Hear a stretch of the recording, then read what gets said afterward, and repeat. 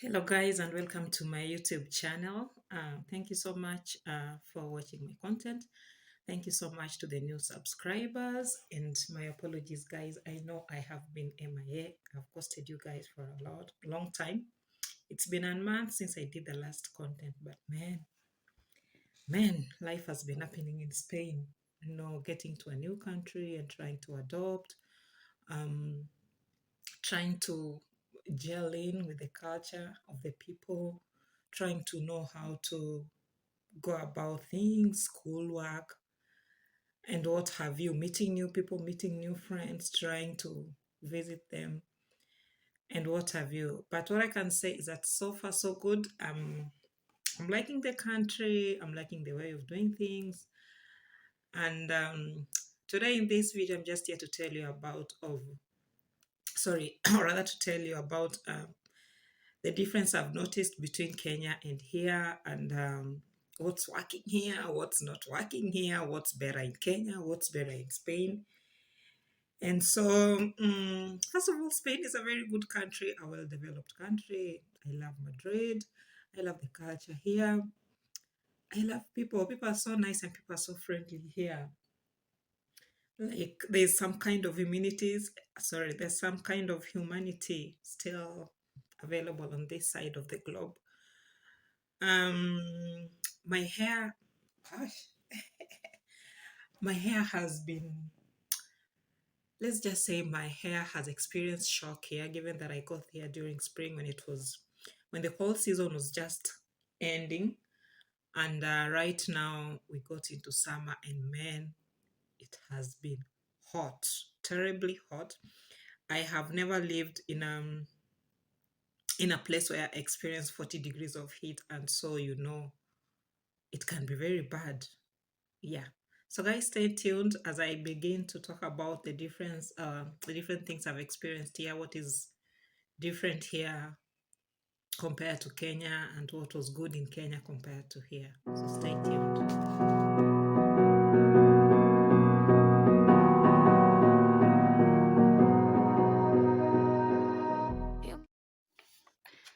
Yes, so let's get to this. The first thing I'm going to talk about my experience here is about the public transport. Man, the public transport in Spain is just meticulous. It's just good compared to what we have back what we have back in our country. Okay, like let's just give it to these people. The public transport is good. Like there's the option of using the buses, like from like where I stay. If you want to commute, go to town, you have to get into a bus. I did the other video about the public transport, and if you guys are able to go back and watch it, you'll just be able to see how the buses are clean, how they're so organized, how the drivers are so friendly. You just get into a bus, you get to town. When you get to the city center, you have the option of using a metro. Those are subway and underground subways. Or if you want, you can use buses that interconnect between town and men. I give it to these guys. That public transport system is just meticulous. And even if you don't have a personal car, you don't feel like you're experiencing a nuisance in public transport and indecency and what have you. So the public transport here is good, and I give it to them.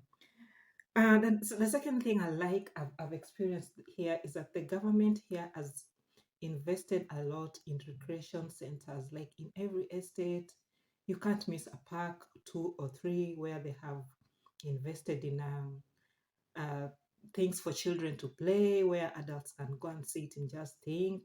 They're well maintained, they're clean, they have dustbins, and I think it's just something that it's having a recreational park. I think it's just something that is good for well-being. It's something that is just good for mental stability and what have you. Because sometimes when you feel stressed, so you've stayed in the house a lot, or you're just having a bad day, you can just go to the park and sit and think and rewind and unwind and try and just try to clear your mind. So it's a good thing here. Very good parks, very clean parks, strategically placed everywhere for kids, for adults. I give it up to them. Well, in my country there are parks. I can't deny that there are no parks. They're there, yes, but what is lacking is that they're not well maintained.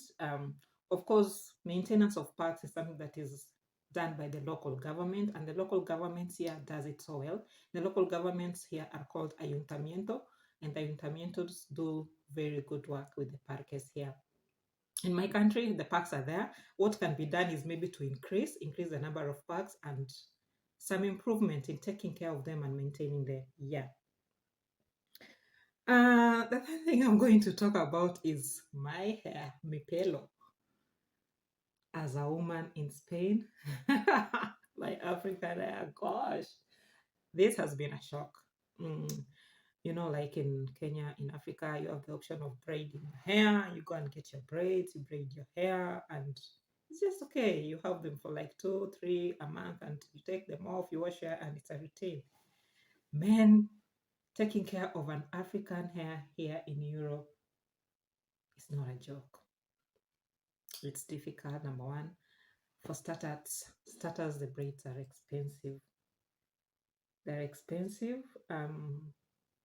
I've not gotten the exact reason why they're expensive, but maybe because of majority here are, of course, they are whites. It's their country, and black are the minority. So I think the few people who invest in that kind of business of selling braids for people with African hair like mine, I think there are not many, and so the options are very limited. And the ones that are available are very expensive. And the ones that I had on my hair last, man, I'll just put a picture here, the braids I had last time.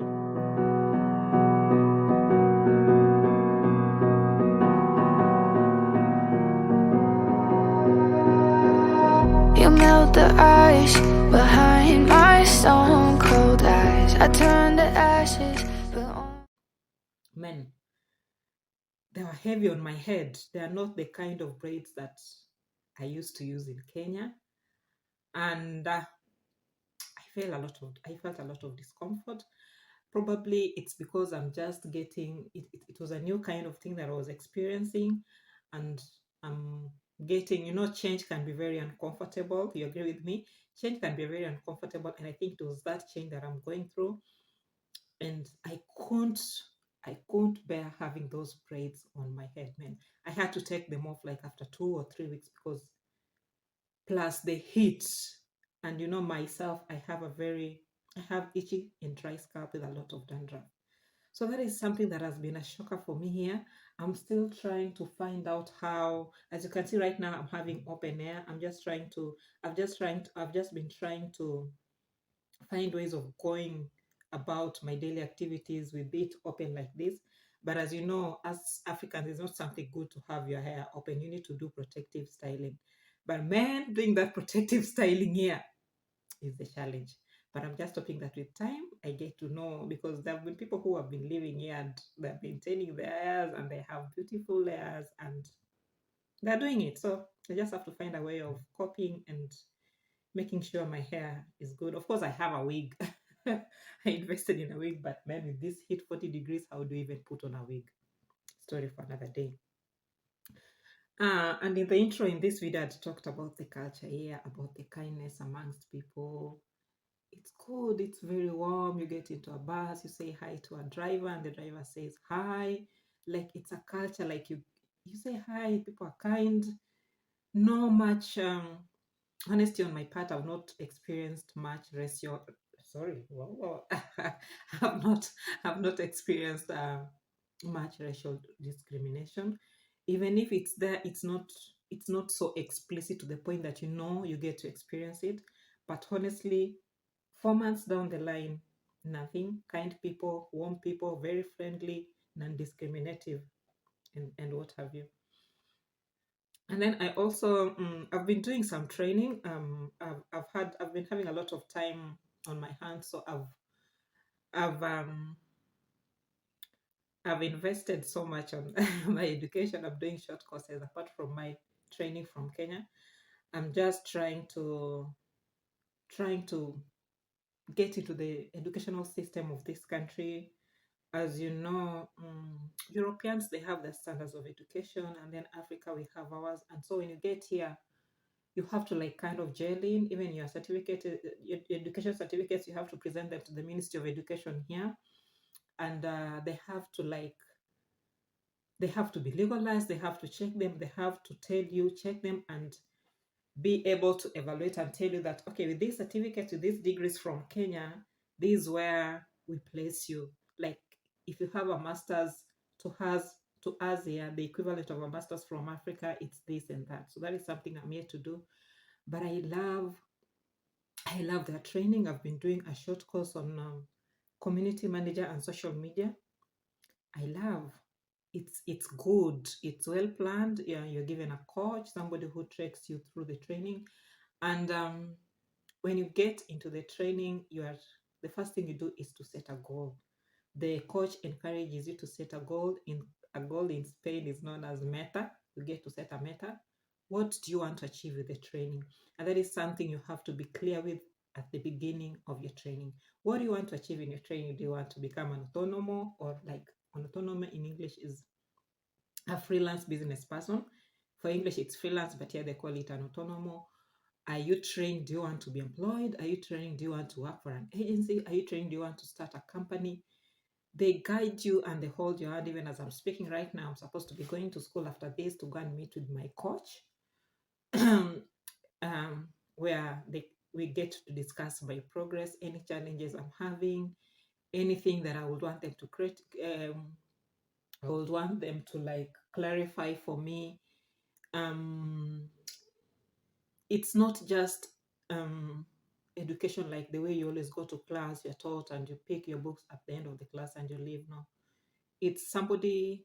The moment you enroll, there's somebody who holds your hand like a coach, and it's not just a coach in the area of what you're studying. Okay, the area of what you're studying is the core, but it's like a life coach trying to guide you, trying to know your skills, trying to know your strengths, trying to know your weaknesses, trying to identify what can you do with your strengths, what opportunities are there for you.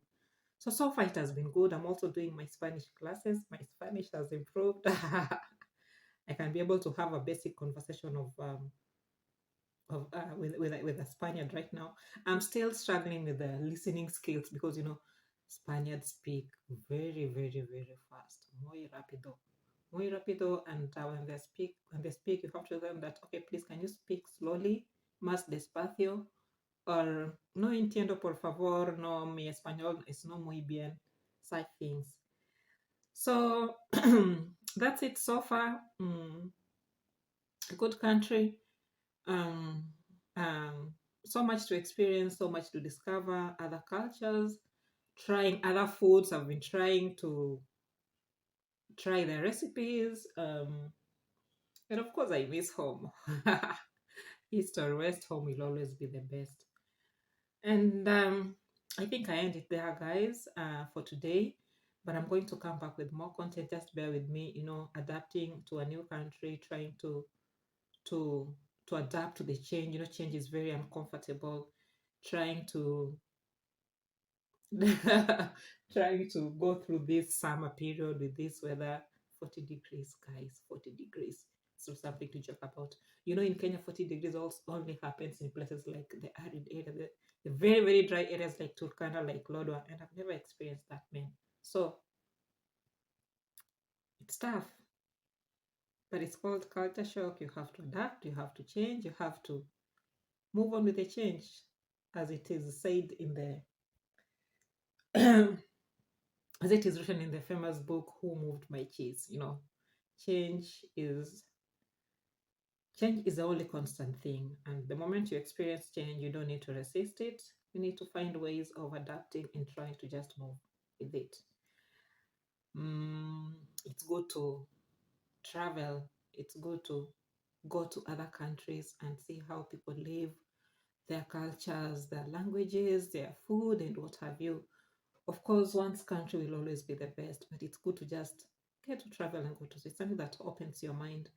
It's something that gets you to think differently and see things in a different way. Yeah. So, guys, that's it for today. It's just a vlog.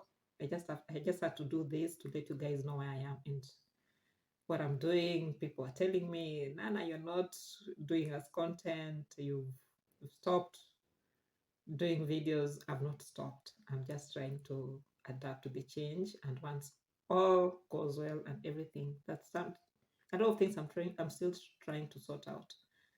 And I've been busy. I've been really busy for the past 1 month or so, trying to get my documentation in order, trying to the new school, trying to get to the schedule, trying to read, trying to do my homeworks and what have you. So it's just a routine I'm trying to get comfortable with, to trying to gel into, and once that happens, I'll be doing good content, I promise. So just bear with me, guys, and I hope you get to enjoy this. Thank you so much for watching. Welcome to the new subscribers, and bye. Adios. Kwaheri.